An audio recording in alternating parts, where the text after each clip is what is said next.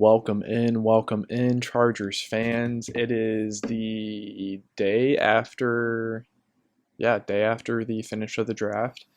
So we have all the picks in. I was content with this draft overall. I personally, like most fans of every single NFL team, would have gone different directions with most of the picks. I think that we had a couple of above average picks, mostly average picks, and then a couple of below average picks, especially just seeing teams like the Ravens and the Chiefs absolutely kill the draft and get such good players for such good value while still trading back. Did make me a little bit jealous, I will admit. Um, but I'm just going to be doing a quick rundown of my thoughts on each pick, each player, and then a quick little roster overview of what we're looking at. I'm probably going to make some videos coming out soon of possibly breakdowns of each one of these picks, of their tape or of what they bring to this team. And then draft in general, I might make a video just grading every team's. I'll probably just do like first round picks because maybe eventually grading everybody's draft. Um, for the Chargers overall, I would probably give us a not an A. I would probably give us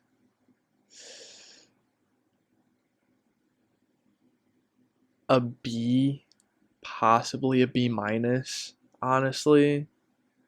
B minus to a B. So we're gonna start Zion Johnson. Watch the video of my Zion Johnson reaction the day after we picked him, but you know that you're getting a very good guard. It took me a while to rationalize this pick,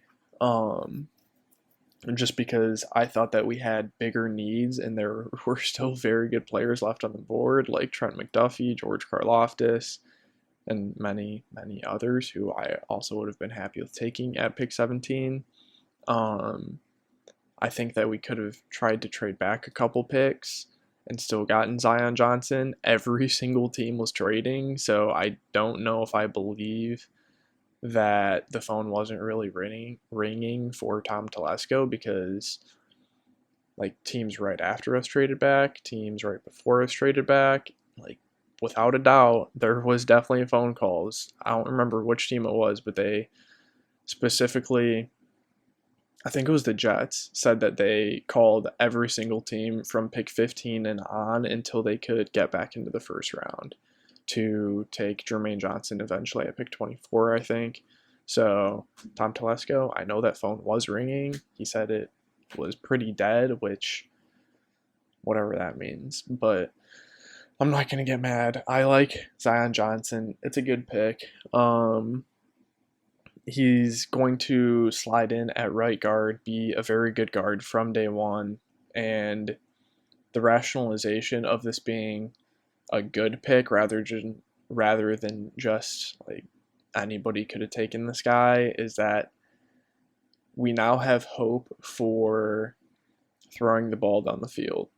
Based on what they said in their press conferences, Brandon Staley just saying how it was difficult to sort of do anything down the field, run the scheme that they wanted to on offense is because they had an obvious weakness on the right side of the offensive line. So Herbert couldn't stay in the pocket to make those throws. We had to chip or roll Herbert out every single time we wanted to set up route combinations down the field. I still think that, not even I think, I know that we still could have thrown the ball down the field more last year, even with that weakness. But hopefully this pick ensures that it's something that they're thinking about and something that they're planning about doing, planning to do next year is throw the ball down the field more. Zion Johnson, I also think that with Matt Filer and Corey Linsley, I could see us not re-signing either one of them. If they want to come back for cheap, I think that their contracts are up in probably 2 years, but I could see us just having Zion Johnson slide into center and a guy later on this draft list just slide in at left or right guard full time. Our next pick came in the third round, and it was Mr. JT Woods. This one I was not happy about at all. He is a definitely safety only from Baylor. He has good ball production, good ball skills, very fast, athletic, but we just definitely drafted him around early. Like JT Woods, he's a decent player, but for the third round, that's a bit rich. He most likely would have lasted until the fourth. Guys like, I want to say Calvin Austin might have even been there for our fourth round pick. I'm not sure, but there's just a lot of talent still on the board. Jalen Armour-Davis, a guy who I would have felt confident. Yes, he has some injury history, but I would have felt confident about him being our cornerback 3/4. There are still some decent edge options. There was Travis Jones, I want to say. Or no, Travis Jones came off right before our pick, like 2 picks before. But I just felt like this one was a reach. I don't know if I hope that he's a starter for a third round pick, top 100 guy. I hope that he is a starter because that's just a poor way to draft if you're reaching for a depth safety in the third round when there's still quality starters. So I'm assuming he's going to start. We're going to get Derwin down in the box a little bit more, have Nazir, Adderley, and JT Woods in that split high look, a little bit more versatility, obviously. He likes to move his safeties around, have some cover in the slot, change around their zones, change around the looks a lot, so it's not going to be a static too high look, obviously. But JT Woods, I watched some of his tape last night, and he is fast. It does translate to the field. I didn't really see him get tested at all, so I couldn't firsthand see his ball skills or ball production, but he did have, I want to say, 6 picks last year, so the ball production was there, which does normally translate to the next level, but far and away, the biggest concern is the tackling. I saw most definitely hesitancy in all tackling, but the only time that he would actually run almost full speed and just come up and make a normal tackle was when there was a screen pass or a bubble screen and the runner was running horizontal or just standing there and wasn't coming towards him. Anytime a runner was actually moving forward, he would slow up and wait for somebody else to make the tackle, miss the tackle, or just half dive on him and hope that he can just drag him down. On screens and bubble screens, running backs coming out of the backfield, I saw him make a couple of tackles, but that's I could make that tackle. You see it, you run, they don't see you coming, and they're not running at you, so it's not like you're going to get run over. I think that's kind of just he almost has a fear of getting run over, I think. So hopefully Staley can either get this guy to be a willing tackler or just hide him in the deep part of the field, I guess, because that's the only way that I can justify this in my head. Hide him in the deep part of the field, almost coverage only, pray this dude never has to make an open field tackler with a talented runner running at him. And him and Nazir is interesting in the deep part of the field. 2 guys who have pretty good ball skills. We have a lot of guys on this defense with good ball skills now, which is kind of the theme of what Staley was going for, I think. But I think we could have waited a little bit longer. I'm not gonna hone in on JT Woods too much anymore. He's a Charger. I like him. I'm happy he's here. I hope he is a great player for our defense. This one, this one I was at the pool for, and I was not happy. I was not happy at all. There was still so many good players on the board. I don't think Calvin Austin was on the board, but he might have been. I think he was. There's just decent edge players, still good corners. There was, Bo Melton fell almost out of the entire draft entirely. Entire draft entirely. But I can't think of that many names of guys who were still there, but there were a lot who I would have rather had than Isaiah Spiller in round 4. This is probably the worst pick of the draft for the Chargers. Running back isn't a need for us. We have Austin Eckler. Yes, a guy who can take some carries and still be productive. Yes, that's going to be nice, but you can get that so easily in the 7th round. Larry Roundtree and Joshua Kelly are not good running backs, but like running the ball is based off of your offensive line. Like Isaiah Spiller, for just the needs that we still had at this point in the draft, this and the JT Woods pick just felt like extreme luxury picks in my mind. And when we're trying to go to a Super Bowl and build that complete team, I think that just actually going best player available in my mind, I just find it hard to believe that Isaiah Spiller was the best player available at this point. Like, we can just sign any veteran running back for a minimum deal, and he's going to have good vision. He's going to be able to make cuts, hit the hole, break a couple tackles. Specifically, so I watch Isaiah Spiller. I watch every carry he had against Alabama this year. Definitely not athletic. Does not have breakaway speed. He has good hands. He has pretty good vision, both in picking up blitzes and in running. And I would describe him as elusive, but not necessarily a tackle breaker. Yes, I know that he was like 5th in the SEC in broken tackles last year, but at least from the Bama game, I saw him go down on first contact nearly every single time. He was elusive.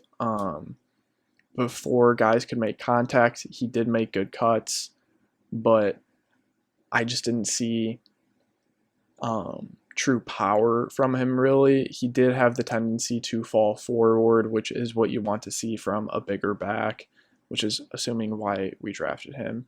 But the true tackle breaking of like the Javonte Williams, dudes just bounce off of him. Dudes do not bounce off of Isaiah Spiller. He bounces off of them and falls down. I don't know. But yeah, this just felt like a luxury pick to me. Once again, gonna not harp on it too much more, but I guess on the bright side, we have a solidified RB2 now, but I was not concerned in the slightest about RB2 going into the draft. I would have been happy with our final selection being a running back I'd never heard of, who literally was just athletic and capable of running the football. That's all you need, and there's so many of those in the world. That's it for Isaiah Spiller. Now we're getting into these next 2 picks. I was a bigger fan of Otito Ogbonnia. I think that's how you pronounce his name.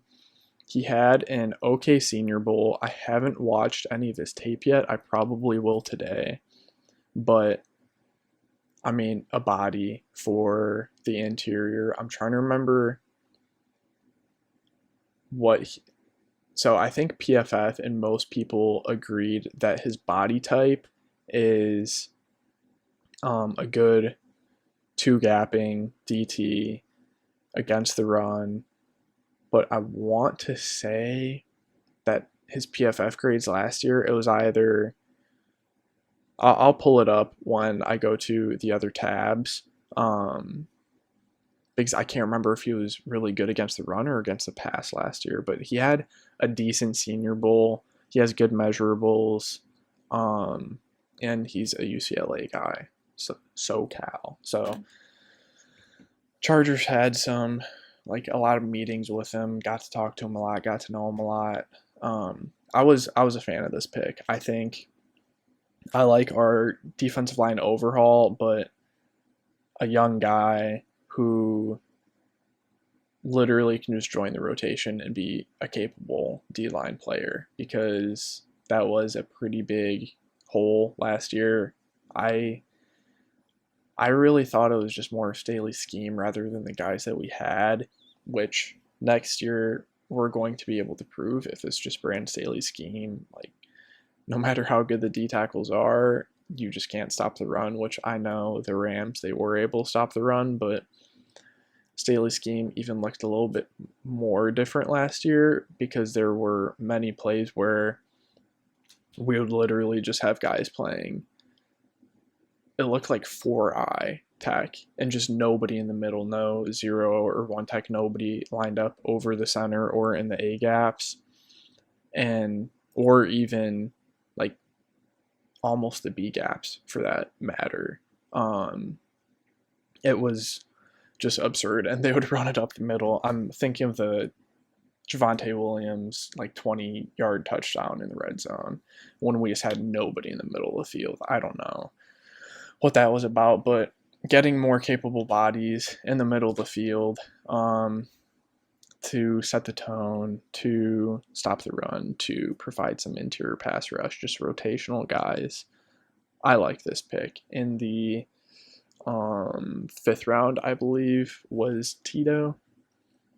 And then this, probably my favorite value, definitely my favorite value in the draft, because it's a pretty low bar. Don't love this draft. But Jamaree Salyer, I think, was a great pick in the 6th round. He has very good power. I mean, just look at him. He's a mammoth. But he was very good in pass protection last year for Georgia, which their scheme is also kind of conducive to being good in pass protection, just because the quarterback gets rid of the ball so fast. And he was very, very poor in run blocking last year at left tackle. I believe that he played, but I don't think that he's a tackle in the NFL.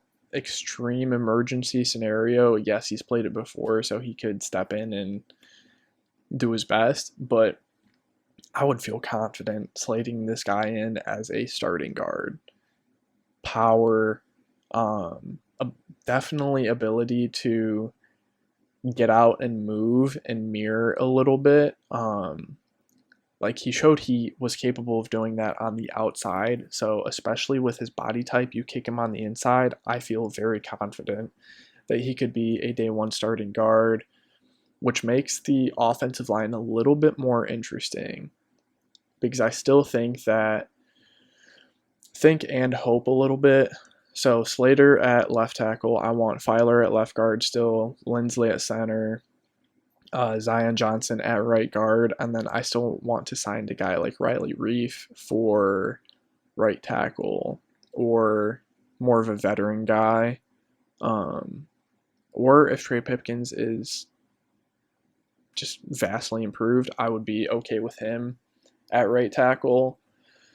But I really, really like having Salyer be able to come in and fill left guard or right guard. because if Lindsley went down, I think we could kick Zion Johnson into center.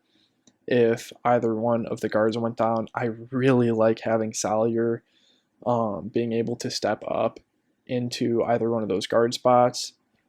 And if Brandon Hymas, shows that he is a little bit more capable than Salyer even, then put him up there. And then we still have Salyer, because I love this pick. Gave us such good depth on the interior of our offensive line. We do still need to address that right tackle position, in my opinion, but I mean, I just can't praise this pick enough. 6th round pick to get a day one capable starting guard, in my opinion, but he's not even going to have to start day one. So, like, obviously for this year, that's why I like it for a depth piece, but sort of with Zion Johnson, I talked about this a little bit earlier, but I think Lindsley and Filer, their contracts might be up in 2 years, I want to say. Filer might be up after this year or next year. But if for some reason those guys are looking for massive next contracts as well, we have a guy who can just step right in, because either Salyer or Hymas, and we won't have to give out huge contracts to older players. We just have next guy up, because this is just such a great pick for the future. That's going to be around the time when Herbert is looking for his extension, and he's going to get a lot of money. We're going to have Derwin. We're going to have, we're already paying JC, Joey, Khalil, and then I don't know, if we want to build and keep the offense like intact kind of, and Slater as well, we're going to have cheap guys somewhere, and getting Salyer in the 6th round for 4 years, I've praised this pick a lot, obviously, but I can't praise it enough. Great pick, in my opinion. And then the next 3, I don't mind. I hadn't heard of any of these guys. So Jamaree Salyer, corner from Wake Forest. I had a feeling that Brandon Salyer liked him because he was a captain and just like a good dude. That's the other thing that I wanted to talk about a little bit is I think it's too early to tell, but by next year, I think we'll be able to see if the Chargers are extremely scared of anybody with a questionable personality. Like, obviously, if they have domestic abuse, like arrests in their past and stuff, Chargers probably have them off their board, which I'm not going to complain about, just because that's a lot of times missing games, or if they get in trouble, like they're out of the NFL, and that's just a waste of a pick. So not taking those risks, I'm on board with, but not even taking guys with like just different personalities, kind of. We have a lot of quiet guys. We have a couple of louder personalities, but just a little bit more mean, a little bit more of a dog. I don't see that from a lot of these Chargers picks, which I'm okay with, but if it means that we're reaching for higher character guys and passing up on objectively more talented guys who would help this team more but have a slightly just more questionable personality that we're not sure how it would fit into our locker room, time will tell with this one, but I think by next year, in next year's draft, we'll be able to see if that is something that the Chargers are doing. But Jamaree Salyer, I watched, I think, one game last night, just the Clemson game, and he was not a very willing tackler. I think the biggest thing I noticed with him was just his angles. He took incredibly poor angles to the ball carrier to tackle. He got slightly lost in zone a couple of times, just not passing off and picking up guys that resulted in a couple of first downs, I'm pretty sure. But he had okay burst, and he looked pretty capable in man coverage. So this pick and the next two picks, like I said, I haven't heard of any of these guys, but I'm extremely pro taking flyers on guys in the 7th round at valuable positions like corner. One, because we just need depth at corner. If this guy or the next guy pans out at all, home run. Just because we can have a corner go down and have a capable guy. Like, we're not going to have JC Jackson step back into JC Jackson's role. We're not going to find an elite corner. But a guy who's just not going to get completely worked every single down, I think is extremely valuable. So I was a fan of the Jamaree Salyer pick and then the Dean Leonard pick. Both Leonard and Jamaree are plus athletes. I don't remember their RAS scores. I haven't watched any of Dean Leonard's tape yet. I probably will today, but so I can't speak to what he's good at and what he's bad at. My guess is that there's more bad than good because I haven't heard of him, which doesn't mean he can't be good, but I've normally heard of the top prospects. And he fell to almost the end of the draft. So we're not expecting him to come in and contribute as a corner, but if he can, amazing. So him, Jamaree, and this next guy, mainly just special teams, possible guys, and then possible depth pieces at their relative positions. The Zander Horvath pick, I was intrigued by a little bit, just because I know that Gabe Neighbors and Justin Herbert are such good friends, so I was a little bit confused as to why. I'm assuming that this means that we're getting rid of Gabe Neighbors. I don't think that we're going to keep 2 fullbacks on the roster. I haven't watched any of Zander Horvath's tape. I just saw a clip of him hurdling somebody, but he is an extremely good athlete.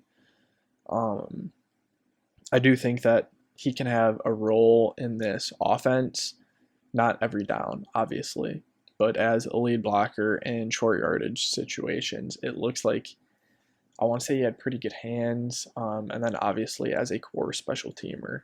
But I don't know why we're getting rid of Gabe Neighbors. I thought that he was fine, and he's pretty good friends with Herbert, so anything to keep Herbert happy keeps me happy. Let me jump to, that was my notes on some of these players. Here's just the roster breakdown. I was interested to see that we didn't draft any receivers. I really wanted Calvin Austin with our 3rd round pick. I don't remember if he was there for the Isaiah Spiller pick, but I would have been thrilled with Calvin Austin. I would have been very, very happy with Bo Melton in the, no, he did get drafted. So with our 1st, 7th round pick, I would have been very happy with Bo Melton or our 6th round pick, honestly. Even as much as I love Jamaree Salyer. So wide receivers, we still have Keenan, Mike, Jalen, Josh, Palmer, and it's really, and DeAndre Carter. So those 5 guys, I had forgotten about DeAndre Carter, and it was actually it wasn't my fiance. I thought that it was, but I think Brand Staley just said something in the press conference mentioning DeAndre Carter, and I was like, oh yeah, he is actually a capable receiver as well. So that helped a little bit. I just wanted some speed and some run after the catch, like actual speed. Jalen Guyton 4.39, that's fast, yes, but I don't know. I wanted low 4.3s, 4.2s, selfishly. Left tackle, Rashawn Slater. Left guard, Matt Filer. Center, Corey Lindsley. Right guard, Zion Johnson. And then right tackle, I would have hopefully Trey Pipkin slotted in there rather than Storm Norton. And Jamaree Salyer will probably be a backup, like here, left guard, right guard. Zion is possibly the backup center.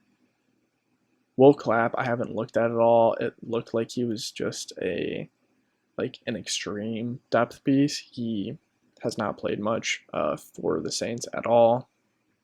But like I said before, interior of the O-line looking very good with great depth as well. Tight end, I'm very glad that we didn't draft a tight end. We have Gerald Everett, Donald Parham, and Trey McKitty. Love that group. Justin Herbert, Chase Daniel. I really wish we would have drafted another quarterback like Malik Willis. We just need a guy with some upside. Austin Eckler and Isaiah Spiller. And then we're probably just going to have Joshua Kelly and Larry Roundtree battle it out for that RB3 spot. Not sure who I want to win. I think Larry a little bit, honestly. I like his... no, I'm not going to say that. I don't know. At least Isaiah and Austin complement each other well. I guess we could say that. Gabe Neighbors and Zander Horvath can battle it out for the fullback spot. Really, really wish we would have drafted an edge because we need to address edge, in my opinion, in free agency now. We have Joey Bosa, Khalil Mack, obviously one of the best duos in the NFL. Then we have Chris Rumpf. I like him as an edge 4, not necessarily an edge 3. And Emike Egbule. Don't know if I'm pronouncing that right, but like 5th round pick 2 or 3 years ago. Haven't seen much from him. Edge, we do need to address. Interior of the D-line, I'm a big fan of. We got Sebastian Joseph Day, Austin Johnson, Jerry Tillery, Christian Covington, Braden Fehoko, and Otito Ogbonnia. And then Joe Gaziano, Forrest Merrill, those guys. I like our interior of the D-line. Linebacker, I mean, this just had to have proved that Brand Staley does not value linebacker. I would be okay with Drew Tranquil being our only linebacker, honestly. Just go like 6 DBs. 6 DBs, yeah. And just have Drew be the guy in the middle because I don't want Kenneth on the field. But in the 2 linebacker sets, we're going to have Kenneth and Drew, or Drew and Eamon maybe. And then we have Nick Neiman and Troy Reeder as some depth guys. At corner, we have J.C. Jackson, Michael Davis, and Asante Samuel. I really like those starting 3. I wish that we would have addressed corner a little bit earlier, just because if one of those guys goes down, we are going to have either Tavon Campbell, Jessier Taylor, or Dean Leonard be stepping up to the corner role, or possibly Derwin. Honestly, I was thinking about that last night. I would rather have take Derwin out of his role, just because outside cornerback is so important, to where if we have 2 outside corners get hurt, because if Michael Davis or J.C. Jackson gets hurt, we can just kick Asante out to the outside and then put possibly like one of these safeties or Tavon Campbell in the slot. Just do our best to hide somebody in the slot, or just have Derwin pick up that role. But if we have 2 guys on the outside go down, I want Derwin out there with like Asante or the other outside corner, just because outside corner is so important, and I don't want to get shredded every single play. And I think Derwin could play outside corner. I wish we would have addressed corner a little bit earlier in the draft. Safety, depth for days. Derwin James, Nazir Adderley, JT Woods, Alohi Gilman, Mark Webb. Great group in my opinion. And Brandon Staley said that he was a big fan of Keemon Hall and Tavon Campbell and like their development, so I don't really know what that means. I didn't like what I saw from them last year. I said way too many times. I'm gonna have some videos coming out, probably not today, but this week most likely, of possibly some film breakdowns, possibly where do we go from here, because that is important. We do still have a little bit of money left to spend for this team, and then those draft grade videos, so be on the lookout for those. But that should do it. Like, comment down below your guys' thoughts overall on the Chargers draft. Give it a grade. My grade, I'm going B-. Honestly, we had a couple good picks, some okay picks, mostly picks that I wouldn't have made though. I'm going B-. What is your guys' grade? Like, comment, subscribe.